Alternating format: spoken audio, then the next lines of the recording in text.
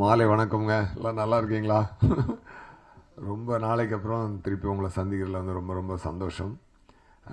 ஆக்சுவலாக ரீசெண்டாக ரிலீஸ் இல்லாமல் இருந்தனால இப்போ இதை ஒரு சாக்கா வச்சு உங்களை எல்லாம் சந்திச்சதில் எனக்கு ஃபஸ்ட்டு சந்தோஷம் அது எனக்கு முதல்ல. அப்புறம் நல்ல ஒரு மாலை. குஷி படத்துக்கு நீங்கள் ப்ரெஸ்லேயே இவ்வளோ ரெஸ்பான்ஸ் கொடுத்தீங்கன்னா தியேட்டர் என்ன ஆக போகுதுன்னு தெரியலை.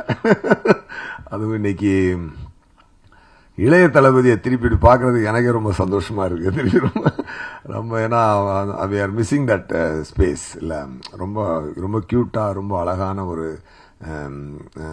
பர்ஃபார்மன்ஸ்.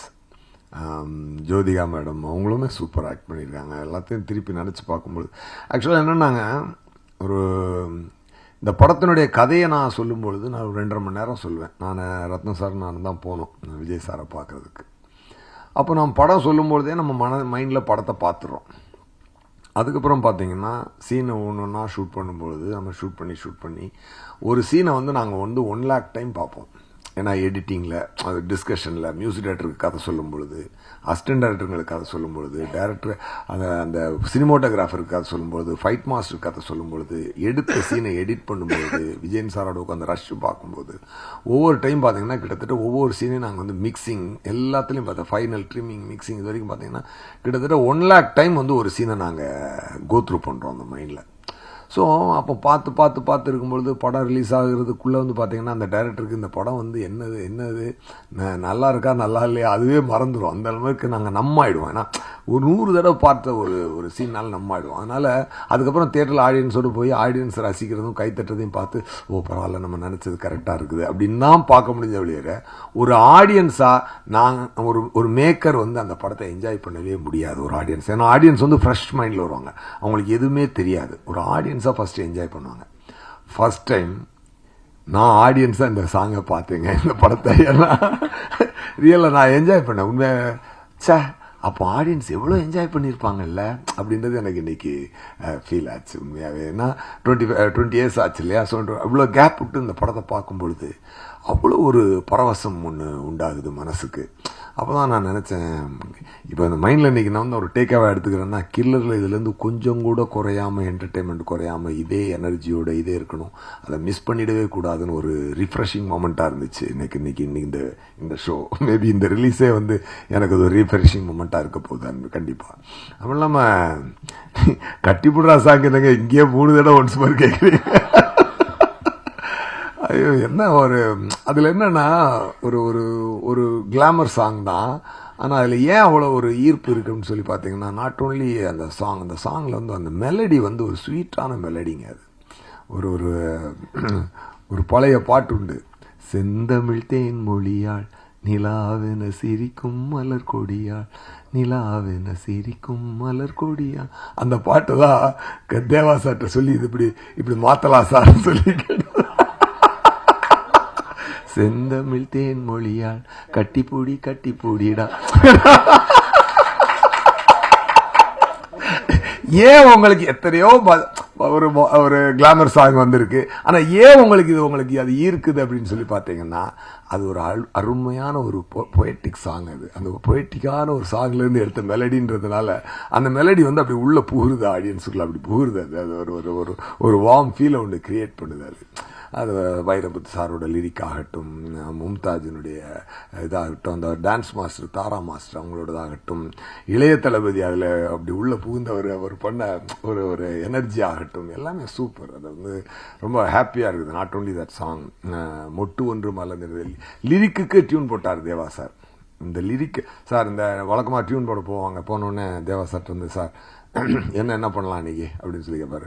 இந்த இடம் வந்து நம்ம வந்து ஒரு லிரிக்கை கொடுக்குறேன், நீங்கள் டியூனுக்கு லிரிக் இல்லை சார், இந்த இடம் லிரிக்கை தரோம், நீங்கள் அதுக்கு டியூன் போடணும் சார் அப்படின்னு சொல்லி சொன்னேன். என்ன லிரிக் சார்னா, வைரமுத்து சார் ஒரு லிரிக் வச்சிருந்தார். மொட்டு ஒன்று மலர்ந்திட மறுக்கும், முட்டும் தென்றல் அதை மெல்ல திறக்கும், இது மலரின் தோல்வியா இல்லை காற்றின் வெற்றியா, கல்லுக்குள்ளே சிற்பம் தூங்கி கிடக்கும், சின்ன ஒளி தட்டி தட்டி எழுப்பும், இது கல்லின் தோல்வியா இல்லை ஒளியின் வெற்றியா அப்படின்னு அவர் சொல்லும் போதே அப்படி ஒரு பொயட்டிக்கான ஒரு பெண்ணுக்கும் ஆணுக்கும் இருக்கக்கூடிய சண்டை என்பது, அந்த ஊடலுக்கு இதை விட சிறந்த வரிகள் போடவே முடியாது. மேகம் என்பது மலை முடிச்சு காட்டு முட்டினால் அவிழ்ந்து கொள்ளும், காதல் என்பது இரு மனம் முடிச்சு கண்கள் முட்டினால் சேர்ந்து கொள்ளும். அந்த மாதிரி ஒரு ஒரு எக்ஸ்ட்ராடினரி லைன்ஸ் இதெல்லாம் வந்து அதுக்கு வந்து நான் இப்போ தேவாசாட்டை கேட்டேன், இந்த பழைய பாட்டுக்கு இல்லையா, மொட்டு சிட்டுக்குருவி அந்த மாதிரி வேணும் சார் அப்படின்னு சொல்லி கேட்டேன். தேவா சார் ரொம்ப அழகாக அந்த டியூனை போட்டு கொடுத்தார். அமைந்தது சார், இந்த படத்திற்கு அனைத்தும் அமைந்தது. இந்த படத்துக்கு விஜய் சார்ட்டு போய் கதை சொல்லும் பொழுது அமைதியாக கேட்டதும், அவர் கேட்டு முடிச்சோடனே அவர் பெரிய ரியாக்டே பண்ணல. ஒருவேளை அவருக்கு பிடிக்கலையோ அப்படின்னு நினச்சிட்டேன். ரத்னம் சாரை பார்த்தேன், என்ன சார் ஒரு மாதிரி அமைதியாக இருக்கார். விஜய் சார் உங்களுக்கு பிடிக்கலன்னா நான் வேணா வேற கதை சொல்கிறேன் அப்படின்னு.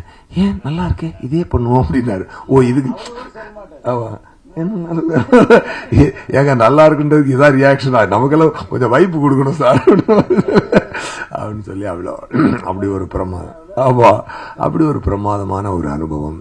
ரத்னம் சாருமே வந்து பார்த்தீங்கன்னா ஒரு மிகப்பெரிய ப்ரொடியூசர். அப்புறம் ஒரு டாபிக் வர்றதுக்கு முன்னாடி நான் 2 பேரை பற்றி சொல்லி ஆகணும். ஒன்று மறைந்த அமரர் ஒளிப்பதிவாளர் ஜீவா சார் வந்து இன்னைக்கு இந்த படத்துக்கு இப்படி ஒரு அருமையான விஷுவல்ஸை கொடுத்துருக்காருன்னு சொல்லி சொன்னார். டெஃபினட்டாக அவர் இந்த ஒரு கணத்தில் நான் நினைத்து பார்க்கிறேன். அதுக்கப்புறம் அந்த படத்தில் வந்து நல்ல ஒரு வைபு கொடுத்த விவேக் சார், அவர் இந்த படத்துக்கு பண்ண ஒரு கான்ட்ரிபியூஷன் எல்லாமே வந்து மக்களுக்கு அவ்வளோ ஈஸியாக அதை கொண்டு உள்ளுக்குள்ளே நல்லா அவங்கள சீன் கதையாக போகும்போது நடுவில் அவர் மாதிரியான சீன் வந்து கொடுக்குற ரிலீஃப் வந்து அடுத்து அந்த கதையை ஃபாலோ பண்ணுறதுக்கு அது கொடுத்த ஒரு எனர்ஜி என்பது மிகச்சிறந்த ஒரு எனர்ஜி. எல்லாமே அந்த மாதிரி அது மாதிரி ரத்னம் சார் வந்து ஒரு மிகப்பெரிய ப்ரொடியூசர். இன்றைக்கி வந்து அவர் பார்த்தீங்கன்னா அவர் காசு வந்து அவர் இந்த படத்துக்கு நீங்கள் ஆடியன்ஸாக நீங்கள் எவ்வளோ காசு அவருக்கு கொடுத்தாலும் அது வந்து தகும், அது வந்து பத்தாது. ஏன்னா அவ்வளவு செலவழிச்சிருக்காரு இந்த இண்டஸ்ட்ரிக்கு. அவர் தன்னுடைய பெரும்பான்மையான வாழ்க்கை இந்த இண்டஸ்ட்ரிக்கு அவர் செலவழிச்சிருக்காரு. எத்தனை இயக்குநர்களுக்கு வாழ்க்கை, எத்தனை மியூசிக் டைரக்டருக்கு வாழ்க்கை கொடுத்துருக்காரு, என்னுடைய வாழ்க்கையை அடுத்த கட்டத்துக்கு எடுத்துகிட்டு போகிறதுக்கு குஷி ரொம்ப முக்கியமான ஒரு காரணமாக இருந்தது. இன்றைக்கி வந்து நான் தெலுங்கில் நடிக்கிறேன் அதெல்லாம் சொல்லி வந்தாலும் இன்றைக்கி நான் போகும்போது நான் தெலுங்கில் எனக்கு ஒரு ரெப்புடேஷன் இருக்கிறதுக்கு ஒரு முக்கியமான காரணமாக இருந்தது அந்த குஷி தெலுங்கில் எடுத்தது. கண்டிப்பாக அதுக்கு வந்து நான் ரத்னம் சாருக்கு என்றைக்குமே நான் நன்றி சொல்லுவேன். டெஃபினட்டாக ஒரு சிறந்த ஒரு கேட்டை ஓப்பன் பண்ணி கொடுத்து என்னுடைய கலை தீனிக்கு வந்து ஒரு அடுத்த கட்டத்திற்கு கொண்டு செல்லக்கூடிய ஒரு படமாக இந்த குஷி அமைந்தது. அதுக்கப்புறம் வந்து நான் என்றைக்குமே வந்து டைரக்டர் ஆகணும்னு இண்டஸ்ட்ரிக்கு வரவே இல்லை. நான் வந்து நடிகனானு வந்ததுனால தான் உங்களுக்கே தெரியும். பட் அதனால தான் அதுக்கப்புறம் நான் டைரக்ஷன் நிப்பாட்டிட்டு ஆக்டிங்கில் நியூ வேறு எப்படி போயிட்டது. பட் இப்போ நான் திரும்பி பார்க்கும் பொழுது இதில் இவ்வளவு அதான் சொல்லேன், ஆடியன்ஸாக நான் இன்னைக்கு ஆடியன்ஸாக இந்த சின்ன ட்ரெய்லரையும் இந்த 2 சாங்கையுமே ரசித்தேன். அப்போ கண்டிப்பாக படம் எவ்வளோ ஒரு எனர்ஜியோடு வந்திருக்குன்னு பார்க்கணும். இது ஒன்றே என்னென்னா சார், பிளெஸ்ஸிங் தான் சார். ஒரு நல்ல அமைந்த பிளெஸ்ஸிங். அன்னைக்கு பத்திரிகையாளர்கள் இங்கே கொடுத்த அன்பும் இன்னைக்கு அந்த ப்ரெஸ்ஸில் அன்னைக்கு நான் சந்தித்தவங்களாம் இன்னைக்கு அப்படியே பார்க்குற எல்லாரையும் ரொம்ப ரொம்ப சந்தோஷம். இன்னைக்கு புதுசான ஆளுங்களும் வந்திருக்காங்க. ஸோ குஷி மிகப்பெரிய கொண்டாட்டமாக இருக்க போகுது தியேட்டரில். அப்படி இல்லாமல் இன்னைக்கு ஆண்ட்ரூ சாரியா கூட வந்தார், என்னை பார்க்க ஆஃபீஸ்க்கு வந்தார். வந்தவுடனே அப்புறம் ஆண்ட்ரூ சார் வந்து அதில் வந்து இப்போது என்னை வச்சு வதந்தின்னு ஒரு வெப்சீரிஸ் பண்ணார். அது நல்ல ரீச் ஆச்சு பிரைமில். அதுக்கப்புறம் கொலைகாரன் டைரக்டர் என்னுடைய அசிஸ்டண்ட் அவர். ஸோ வாலியிலேருந்து என் கூட அசிஸ்டண்ட்டாக ஒர்க் பண்ணார். சரி வந்தார், சார் வாங்க சார் எனக்கு குஷி இதுதான் ஈவெண்ட் தான் போகலாம் அப்படின்னு சொல்லிட்டு. ஏன்னா எனக்கு தெரிஞ்சு ரீரிலீஸுக்கு தான் ஃபர்ஸ்ட் ப்ரெஸ் மீட்னு நினைக்கிறேன். இல்லை ஃபர்ஸ்ட் ப்ரெஸ் மீட், அதுவே ஒரு நல்ல ஒரு அருமையான ஒரு ஹிஸ்டாரிக்கல் மொமெண்ட் தான் இது. டெஃபினட்டா ஒரு அதுக்கு வச்சிருக்கேன். ஓ சூப்பர் சூப்பர் சூப்பர் சூப்பர். அதுவும் சூப்பர் படம் தான். அதனால சந்தோஷம். எனவே சக்தி சார் வந்து சக்தி ஃபிலிம் ஃபேக்ட்ரி அதில் ரிலீஸ் பண்ணுறாரு. அவருடைய இதில் உங்களுக்கு வாழ்த்துக்கள் சார். டெஃபினட்டாக அது வந்து என்னென்னா அவர் வந்து ஜஸ்ட் அவர் இதை வந்து ஒரு டிஸ்ட்ரிபியூட்டராக மட்டும் தொடலை. அவர் ஒரு ஃபேன் பாயா, ஒரு லவர் பாயா அவர் வந்து இந்த படத்தை குஷி அவர் வந்து எங்களோட மனசுலேருந்து சந்தோஷமாக அவர் எடுத்துக்கொண்டு வந்திருக்காரு. அதை I can feel it sir. அது உங்களுடைய எனர்ஜி என்னால் ஃபீல் பண்ண முடியுது. ரொம்ப ரொம்ப சந்தோஷம்.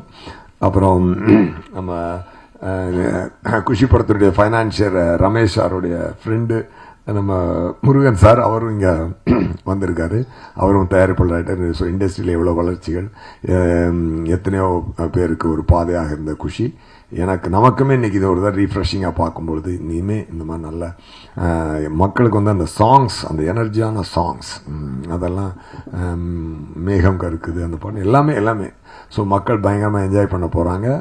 டெஃபினட்டாக எவர் கிரீன் மூவி குஷி, அது இறைவன் கொடுத்த ஒரு வரம், இறைவன் கொடுத்த ஒரு அமைப்பு, நல்ல நல்ல விஷயங்களாக சேர்ந்து அமைந்தது. அப்படி ஒரு அமைப்பு வந்து ரொம்ப ரேராக தான் அமையும். சாங் வந்து எப்போவுமே வந்து அந்த ரெக்கார்டிங்லேயே தெரிஞ்சிடும், ஒரு வைப் வந்துடும் அந்த ரெக்கார்டிங்கில். ஏன்னா எதுவுமே மனசுக்கு உள்ள ஹிட் ஆகாமல், உள்ள எனர்ஜி ஏற்றாமல் ஒரு விஷயத்தை நாங்கள் பண்ணுறதே கிடையாது. ஸோ அதான் சொல்கிறேனே, அந்த கிரியேட்டிங் ஏரியாவில் தான் நாங்கள் என்ஜாய் பண்ணுறது. அது மொத்தமாக ப்ராடக்டாக வந்து நிற்கும் பொழுது ஒரு நாள் என்ஜாய் பண்ணுவோம், ஒரு நாளில் நம்ம முகத்தையே கண்ணாடியில் பார்க்கும்போது ஒரு தடவை சூர்யா நீ ரொம்ப அழகாக இருக்கடா அப்படின்னு தோணும், ஒரு நாள் என்ன இவ்வளோ கேவலமாக இருக்கும் அப்படின்னு தோணும். அந்த மாதிரி அது வந்து உணர்வுகள் மாறிக்கிட்டே இருக்கும். அதனால் உண்மையை சொல்லணும் அப்படின்னு சொன்னால் நான் உண்மையாகவே சொல்கிறேன், நான் இன்றைக்கி ஆடியன்ஸாக தான் குஷியை என்ஜாய் பண்ணி இங்கே உட்காந்து பார்த்தேன் நான் இந்த சாங்குகள் பார்க்கும்போது. ஏன்னா நானும் டிவியில் பார்த்துட்டு டிவியில் வந்துருச்சு, யூடியூப்பில் பார்க்குறோம், நம்ம யூடியூப்பு சோனியில் கனெக்ட் பண்ணிட்டு அப்புறம் அப்படி பார்க்குறோம். அப்போமெல்லாம் அது இது பெரிய ஸ்க்ரீனில் பார்க்கும்பொழுது இன்னும் அதனுடைய டெஃபினட்டாக ஆடியன்ஸ் அதை என்ஜாய் பண்ணுவாங்க. இல்லை நீங்கள் கேட்ட கொஸ்டின் எனக்கு புரியுது, பட் என்னென்னா ஆமாம் இல்லை அதாவது என்னென்னா நாங்கள் எது பண்ணாலும் ஹிட் ஆகும் அப்படின்ற நம்பிக்கை எப்பொழுதுமே உண்டு. அது என்னன்னா நமக்கு உள்ள ஹிட் ஆயிடுச்சுனாலே அது ஹிட் ஆகிடும், அவ்வளோதான். அதனால அது ஒன்று தான். பட் உண்மையாக அன்னைக்கு என்ஜாய் பண்ணதை விட நான் இன்னைக்கு தான் ரொம்ப என்ஜாய் பண்ணேன். அதான் உண்மை.